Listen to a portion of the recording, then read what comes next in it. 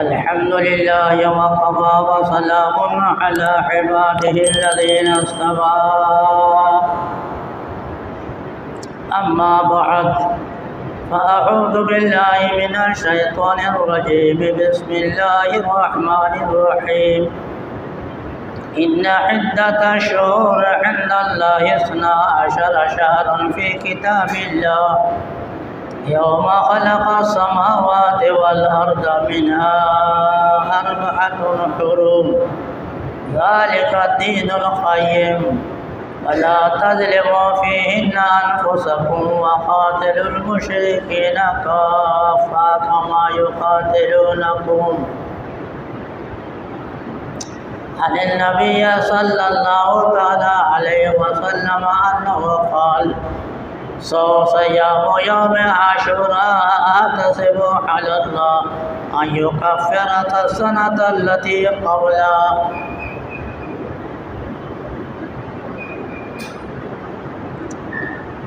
اللہ جل شانہ نے فرمایا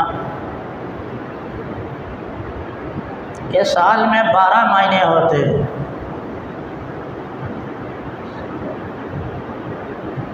دوسرے مذہب والوں میں طرح طرح غلط فہمیاں ہیں. سال کے اندر 12 مہینے کے بجائے 13 مہینہ یا اور کچھ کہتے رہتے ہیں. اللہ تعالیٰ نے ان کی تردید کرتے ہوئے فیصلہ فرما دیا نہ 13 ہے 14 ہے نہ 10 ہے نہ 11 ہے بلکہ سال کے اندر 12 مہینہ ہوتے ہیں. 12 مہینہ پورا ہونے کے بعد 1 سال پورا ہوگا. منہا 4 حرم، ان 12 مہینوں میں 4 مہینے عزت اور حرمت خیر و برکت کے ہیں. 12 مہینے ہیں، ان 12 مہینوں میں عزت کے مہینہ، حرمت کا مہینہ، برکت کا مہینہ، خیر کا مہینہ 4 ہیں.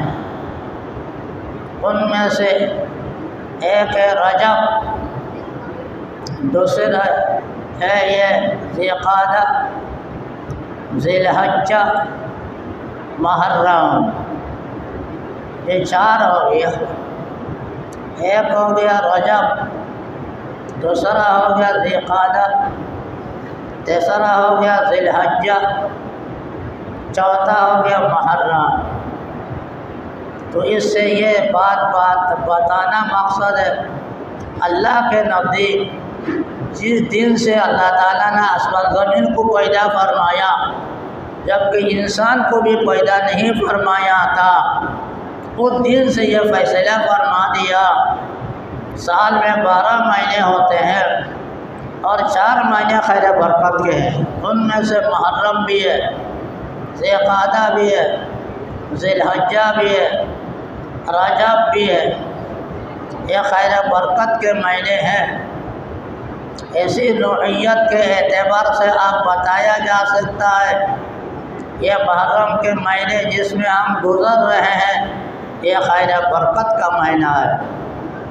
اللہ تعالیٰ نے اس کو خیر برکت کا مہینہ بنایا اس دن سے جس دن آسمان زمین کو پیدا کیا کہ انسان اور انسانوں کو پیدا نہیں کیا تھا.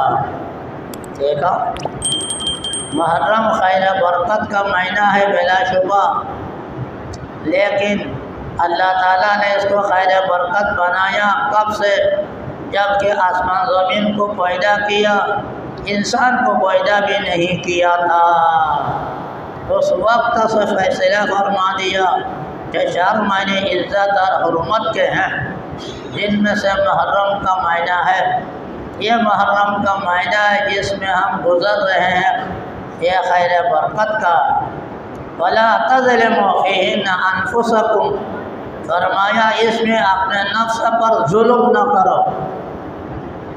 وَلَا تَظْلِمُوا فِيهِنَّ أَنفُسَكُمْ، یہ خیر برکت کا مہینے ہیں. خیر برکت کے مہینے میں خیر برکت کا کام کرو. ظلم کا کام، گناہ کا کام، شرک کا کام، بدعت کا کام، معصیت کا کام نہ کرو، اس کو پاک رکھو، صاف رکھو۔ اللہ تعالیٰ نے اس کو خیر برکت بنایا، تم بھی خیر برکت کے سب سے کام کرتے جاؤ، اس میں نیک کام کرو، جتنا ہو سکے اللہ تعالیٰ کی طرف رجوع کرتے رہو، جتنا ہو سکے اللہ تعالیٰ سے توبہ کرتے رہو، جتنا ہو سکے استغفار کرو، تلاوت کرو، نفل نماز پڑھو، اور اپنے آخرت کو بناؤ۔ اللہ تعالیٰ نے ان کو خیر برکت کا معنی بنایا تاکہ بندہ اس میں محنت کرے، اس میں تکلیف اٹھائے اور آخرت کو بنا لے۔ آخرت کو بنانے، آخرت میں اعمال جمع کرنے کا معنی ہے یہ محرم کا معنی۔ اس سے یہ بھی معلوم ہوا کہ محرم کسی آدمی کے وجہ سے، کسی کارکردگی کی وجہ سے عزت کا معنی، محرم کا معنی، خیر برکت کا معنی نہیں ہوا۔ یہ تو اللہ تعالیٰ نے جب سے آسمان زمین کو پیدا فرما دیا اس وقت سے اس کو خیر برکت بنایا کہ انسان کی پیدائش بھی اس میں نہیں تھی، اس سے پہلے خیر برکت کا۔ تو اس میں جو برکت ہے، جو خیر ہے، اللہ کی رحمتی ہے، وہ قدرتی طور پر اللہ تعالیٰ نے دیا اس کے اندر۔ کسی کے کارکردگی کی وجہ سے، کسی کے کام کی وجہ سے، کسی واقعہ کی وجہ سے، کسی حادثہ کی وجہ سے اس میں خیر آیا، برکت آئی، ایسا نہیں ہے۔ یہ تو اللہ تعالیٰ نے اپنے مصلحت سے اس کو خیر برکت کا معنی بنایا تاکہ بندے اس کے اندر آخرت کا معنی، آخرت کے کام کر سکے، آخرت کے لیے اپنا ذخیرہ جمع کر سکے۔ ان معنوں میں جب خیر کا کام کرے گا خیر برکت کی وجہ سے اس کا ثواب بھی دوبالا، ثواب بھی ڈبل مل جائے گا۔ چنانچہ فرمایا رسول اللہ صلی اللہ علیہ وسلم نے صیام یوم عاشوراء احتسب علی اللہ ان یکفر السنۃ التي قبلہ۔ عاشوراء کا اگر روزہ رکھا، یعنی 10ویں تاریخ کا روزہ رکھا، اور رسول اللہ صلی اللہ علیہ وسلم فرماتے میں سمجھتا ہوں اللہ تعالیٰ 1 سال کے گناہ معاف کر دے گا۔ دیکھو، ایک روزہ ہے، صرف ایک روزہ رکھ کے انسان اس کی وجہ سے 1 سال کے گناہ کا کفارہ ہو جاتا ہے۔ کتنی خیر برکت ہے! ایک روزہ میں، ایک دن سے اللہ تعالیٰ اس کے 1 سال کے گناہ معاف فرما دیتے ہیں۔ تو یہ معنی خیر برکت کا ہے۔ اس میں جتنے ہو سکے خیر برکت کا کام کر لو۔ اس لیے اس میں فرمایا کہ یہ روزہ رکھو 10ویں تاریخ کو۔ فرمایا رسول اللہ صلی اللہ علیہ وسلم نے جب مدینہ منورہ تشریف لے گئے تھے وہ سب یہودیوں کو دیکھا یہ عاشوراء کا روزہ رکھتے ہیں، تو انہوں نے پوچھا تم سے کیوں روزہ رکھتے ہو؟ انہوں نے کہا عاشوراء کا دن وہ شکریہ کے طور پر اللہ تعالیٰ نے روزہ رکھنے کے لیے حکم دیا موسیٰ علیہ السلام کے ذریعہ کہ اس دن فرعون کو دریا میں غرق کر دیا تھا، اللہ کے ایک دشمن کو جہنم پہنچا دیا تھا اور زمین کا آسمان کو اس کے برائیوں سے پاک کر دیا تھا۔ اس کے شکر پر موسیٰ علیہ السلام نے ہمیں کہا تھا روزہ رکھو۔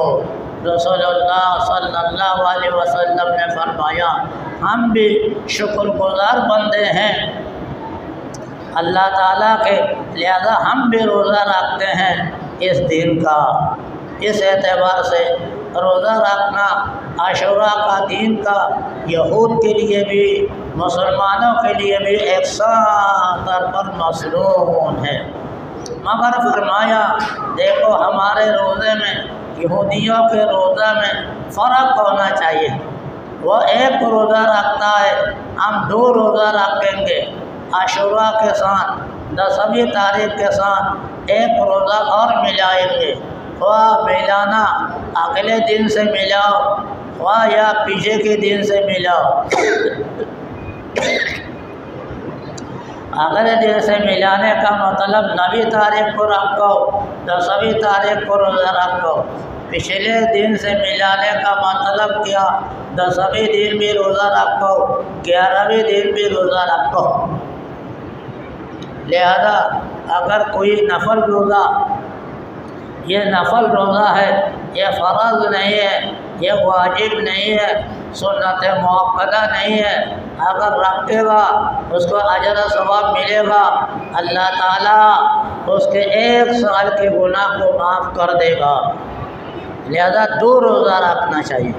مسلمان جب بھی روزہ رکھ کے اس عاشورہ کا روزہ صرف 1 دن پر کفایت نہ کرے، 2 روزہ رکھ کے 2 روزہ 1 دن آگے سے ملاؤ یا پیچھے سے ملاؤ، بس اس روزہ کے اس دین کے اندر یہ روزہ رکھنے کا یہی شرعاً حکم ہے، باقی اور کوئی چیز کا حکم نہیں۔ عام دینوں میں جیسے نفل نماز، تلاوت، صدقہ خیرات، اسی طرح اور درود شریف پڑھی جا سکتی ہے، تو اس مہینے میں بھی پڑھی جا سکتی ہے۔ ہاں، اس مہینے میں اگر پڑھے گا وہ نیک کام کرے گا، اللہ تعالیٰ خیر برکت کی وجہ سے اس کے ثواب میں، اس کے اجر میں اضافہ فرما دے گا۔ اس لیے مسلمان بھائیوں سے یہی عرض ہے، دیکھو بھائی عاشورہ کے دن، اس سے آگے دن یا پیچھے کے دن کا روزہ رکھنے کی کوشش کرو، اللہ تعالیٰ توفیق عطا فرما دے۔ مگر یہ نفل ہے، فرض نہیں، واجب نہیں، رکھو گے اجر و ثواب ملے گا، نہیں رکھو گے کوئی گناہ نہیں۔ اللہ تعالیٰ کسی کے مطابق ہمیں عمل کی توفیق عطا فرما دے۔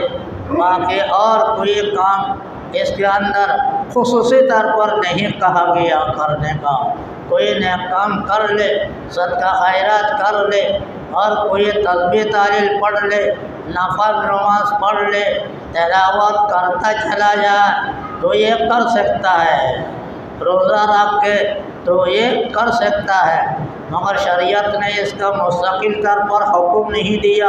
شریعت نے جو حکم دیا روزہ کا دیا، عاشورہ کے دن 10ویں تاریخ کو روزہ رکھنے کا حکم دیا، اس کے علاوہ کوئی مستقل طور پر اور کوئی حکم نہیں۔ اللہ تعالیٰ ہمیں سادہ سیدھا کے طریقے کے مطابق روزہ رکھ کر محرم کے تقدس، تبرک حاصل کرنے کی توفیق عطا فرما دے۔ وآخر دعوانا